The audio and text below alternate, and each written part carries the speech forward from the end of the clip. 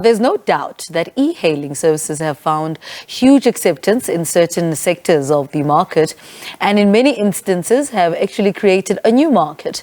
The sector played an important role in increasing mobilities in countries across the global.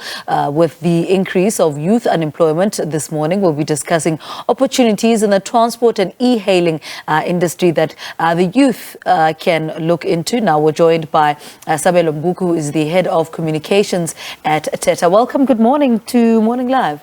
Thank you so much. How are you doing?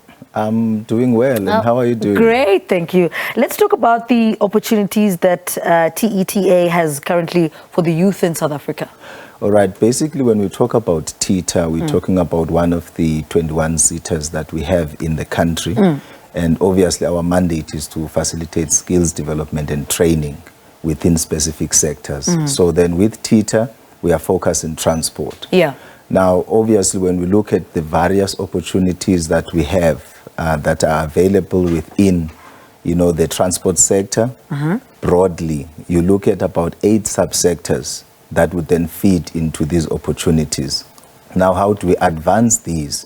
It is true, if you talk about skills development, there will be skills programs, there will be apprenticeships, there will be learnerships, there will be internships.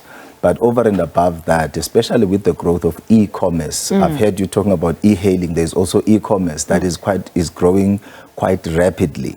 Now, if you look at that, you need bikers, the motorbikers with licenses that are going to deliver the goods from the different companies that are offering e-commerce services. So those are the opportunities that are now in the rise, which we are trying to gear our young people to take up those opportunities. Do young people know about these opportunities?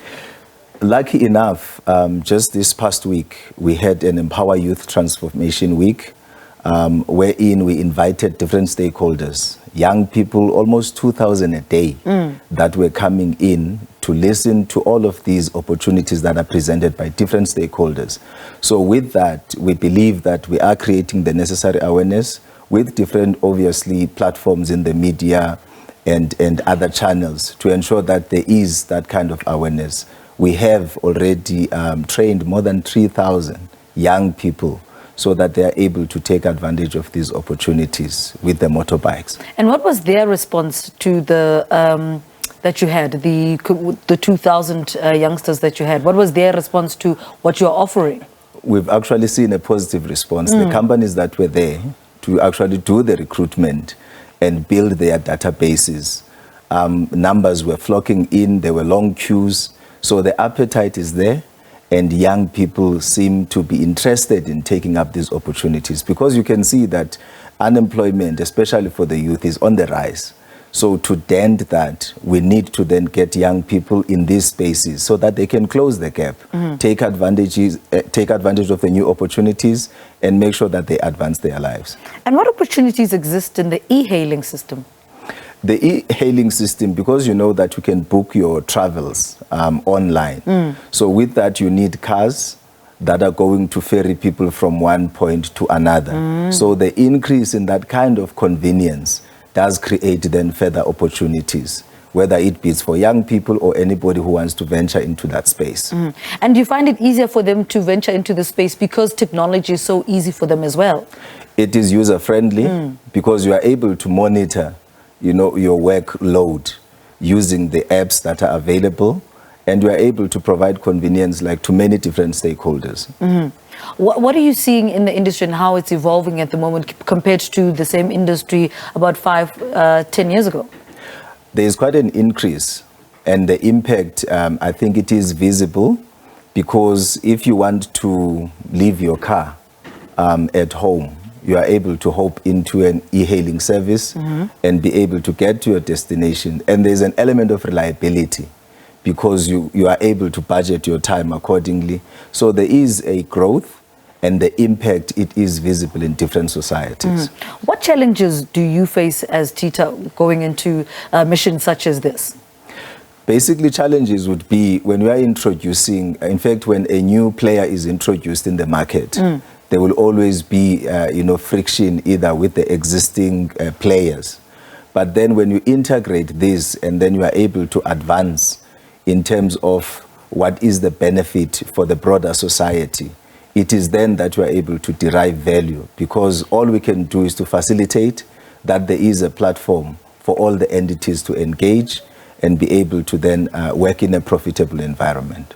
Let's talk about internship now. I believe there's something called Lula Way internship. Tell us a little bit about that. Are you able to talk to us about that? Yeah, basically when we talk about Lula Way, these are the entities that then drive our mandate in terms of internships or placement of young people to different opportunities. So what they would do, they would work like a broker between us then and the different stakeholders that would be in need of those young people that needs to be placed for internships. Why do you need a middle person?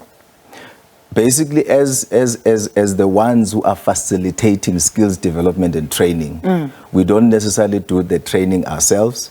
So we need then somebody who's going to channel these for us. Because you must understand that in terms of the resources, you might not have the resources to get into every space in the transport sector. Now, when you have these agents on the ground that are able to allocate these young people to different opportunities, it makes it easier for you to be more productive and be able to reach out to as many young people as possible. Okay, so where to from here? What are the plans for the rest of the year? We continue to implement our discretionary grant programs. That means there are different companies that will be embarking on recruitment now, placing these young people in different opportunities, whether it be apprenticeships, internships, or skills programs. So they will be placing them, and then training will continue. And we will continue, obviously, to monitor and evaluate the impact to ensure that come next year, we are able to report on the impact that we have made over the year. And what do you base your monitoring on? What do you then say, but this company is not doing this, it's supposed to do this? How do you monitor that? There are set standards that we put forward. So every stakeholder that would then have a contract with us, as an example, would have specific deliverables that they need to make sure that they meet before they can even claim the different tranches that are available, but they need to meet those. Now, our personnel, they physically go to these spaces to ensure that there are young people that are sitting either behind the desk to be trained, or they are placed at a specific company for them, you know, to gain the necessary experience at work. All right, sir, thank you so much for talking to us. It was an interesting conversation. Thank you so much for talking to us, Sabelo Mbuku, who is the head of communication at TETA, talking to us about opportunities the youth in South Africa can try out in the transport and e-hailing industry, as well as e-commerce.